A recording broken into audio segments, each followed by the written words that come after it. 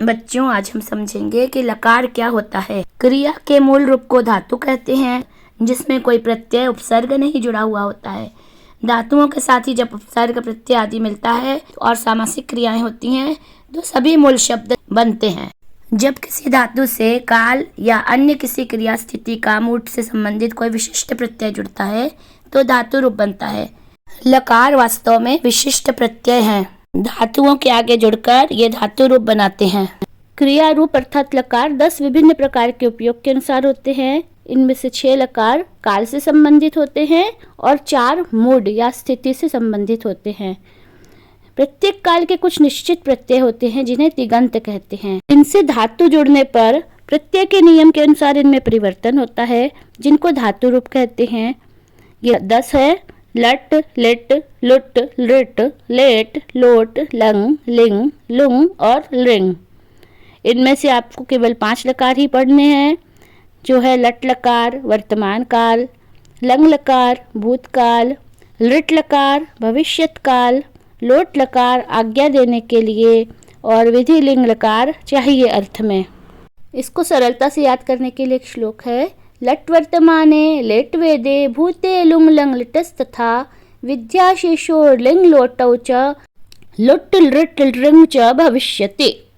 सभी धातु रूपों अर्थात विभक्तियों को 2 भागों में बांटा गया है, परस्मय पद और आत्मनेय पद। परस्मय पद में 9 रूप हैं और आत्मनेय पद में 9 रूप हैं। दोनों को मिलाकर के कुल 18 रूप हैं लकार के और कुल 10 लकार है। इस प्रकार से एक धातु के 10 गुणित 18 अर्थात 180 विभक्तियां या धातु रूप होते हैं। इसमें भी एक वचन, द्विवचन, बहुवचन 3 रूप हैं और प्रथम पुरुष, मध्यम पुरुष और उत्तम पुरुष ये 3 पुरुष हैं। इनमें भी प्रथम पुरुष में कर्ता स्त्रीलिंग, पुल्लिंग और नपुंसक लिंग इन 3 लिंगों में होता है। मध्यम पुरुष में एक ही लिंग होता है और उत्तम पुरुष में भी एक ही लिंग होता है। जब आप परस्मैपदी या आत्मनेपदी के किसी भी धातु रूप को देखते हैं तो आपको इसमें 3 पुरुष और 3 वचन भी दिखते हैं। अब इनका क्या उपयोग है ये आपको समझा रहे हैं। सभी क्रियाएं 3 पुरुषों में होती है। पुरुष अर्थात पर्सन, प्रथम पुरुष जिसको थर्ड पर्सन बोलते हैं, इसको अन्य पुरुष भी बोलते हैं। प्रथम पुरुष के लिए ही, शी, इट का प्रयोग होता है। सह पुल्लिंग के लिए, सा स्त्रीलिंग के लिए, तत् और एतत् नपुंसक लिंग के लिए। संस्कृत में प्रत्येक पुरुष में 3 वचन हैं, तो सह, तौ और ते। सह वह एक पुरुष के लिए, तौ 2 लोगों के लिए और ते बहुत से पुल्लिंग के लिए। सा एक स्त्री के लिए, ते 2 स्त्रियों के लिए और ताहा बहुत सी स्त्रियों के लिए। इसी तरह से नपुंसक लिंग में समीप के लिए एतत्, द्विवचन में एते और बहुवचन में एतानि। दूर के लिए तत्, ते और तानि। हिंदी और अंग्रेजी भाषा में एक वचन और बहुवचन होते हैं, लेकिन संस्कृत भाषा में सुविधा के लिए एक वचन, द्विवचन और बहुवचन ये 3 वचन होते हैं। सेकंड पर्सन मध्यम पुरुष त्वम, युवाम, यूयम। त्वम मतलब तुम, युवाम तुम दोनों, यूयम तुम सब। फर्स्ट पर्सन उत्तम पुरुष अहम, मैं, आवाम हम दोनों, वयम हम सब। प्रथम पुरुष जिसको कि थर्ड पर्सन भी कहा जाता है, इसके लिए ही, शी, इट का प्रयोग किया जाता है अंग्रेजी भाषा में। सह ही, सा शी, तत् इट एक वचन में प्रयोग होता है और बहुवचन में दे, षष्ठी विभक्ति में हिज, हर, हिम, हर, देम, देयर्स ये प्रयोग होता है। संस्कृत भाषा में 7 विभक्तियां हैं। इसी तरह से दिस, दैट उसके लिए तत् और एतत्। दिस, एतत्, दैट, तत्। मध्यम पुरुष में त्वम, युवाम और यूयम। तुम, यू, युवाम तुम दोनों, यूयम ऑल ऑफ यू। इसी तरह से मध्यम पुरुष में देखिए, योर्स तुम्हारा षष्ठी विभक्ति में प्रयोग होता है, तव। युष्माकम तुम सब। उत्तम पुरुष फर्स्ट पर्सन, अहम आवाम वयम। इसमें आई और वी दो ही प्रयोग होता है। हमें, अस्माकम, मम, मेरा, मी, अस षष्ठी विभक्ति में इसका प्रयोग होता है। तीनों पुरुष सभी विभक्तियों में है। अब जब शब्द रूप देखते हैं तो उसमें भी एक वचन, द्विवचन और बहुवचन है। प्रथम पुरुष में तत् शब्द है, इसका सभी विभक्तियों में प्रयोग होता है। इसके बाद मध्यम पुरुष में युष्मत शब्द है और उत्तम पुरुष में अस्मत् शब्द है, जो सभी विभक्तियों में है। 7 विभक्तियां होती हैं और 3 वचन होते हैं। और ये जो लकार हैं इनमें भी 3 वचन हैं, तो आप ये ध्यान रखिए, एक वचन के कर्ता का एक वचन के धातु रूप के साथ में प्रयोग होगा, द्विवचन के कर्ता का द्विवचन के धातु रूप के साथ और बहुवचन के कर्ता का बहुवचन के धातु रूप के साथ प्रयोग होगा। इसी तरह से प्रथम पुरुष का कर्ता प्रथम पुरुष की धातु के साथ जुड़ेगा, मध्यम पुरुष का कर्ता मध्यम पुरुष की धातु के साथ जुड़ेगा और उत्तम पुरुष का कर्ता उत्तम पुरुष की धातु के साथ जुड़ेगा। अब हम पठ धातु को उदाहरण के रूप में समझेंगे। पठ धातु के लट लकार अर्थात वर्तमान काल में प्रथम पुरुष में पठति वह पढ़ रहा है, पठतः वे दोनों पढ़ रहे हैं, पठन्ति वे सब पढ़ रहे हैं। मध्यम पुरुष में पठसि तुम पढ़ रहे हो, पठथः तुम दोनों पढ़ रहे हो, पठथ तुम सब पढ़ रहे हो। उत्तम पुरुष में पठामि मैं पढ़ रहा हूँ, पठावह हम दोनों पढ़ रहे हैं और पठामह हम सब पढ़ रहे हैं। अब प्रथम पुरुष में पठति है, इसके साथ सह पठति भी हो सकता है, सा पठति भी हो सकता है। तौ पठतः वे दोनों पढ़ रहे हैं, ते पठन्ति वे सब पढ़ रहे हैं।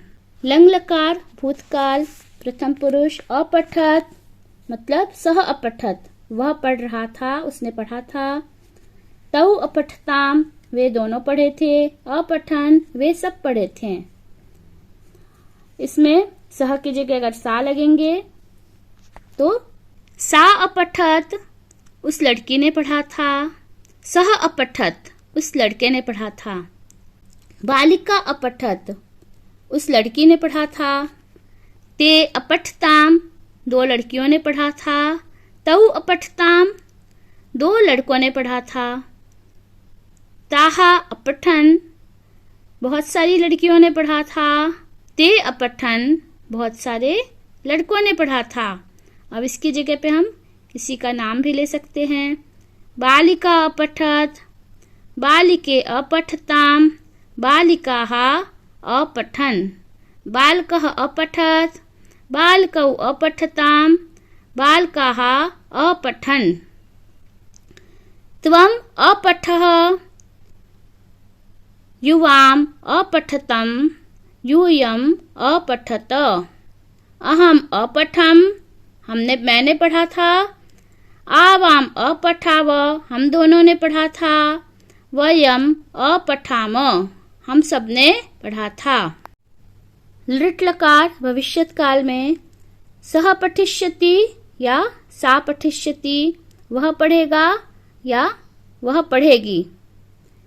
ते पठिष्यतः या तौ पठिष्यतः।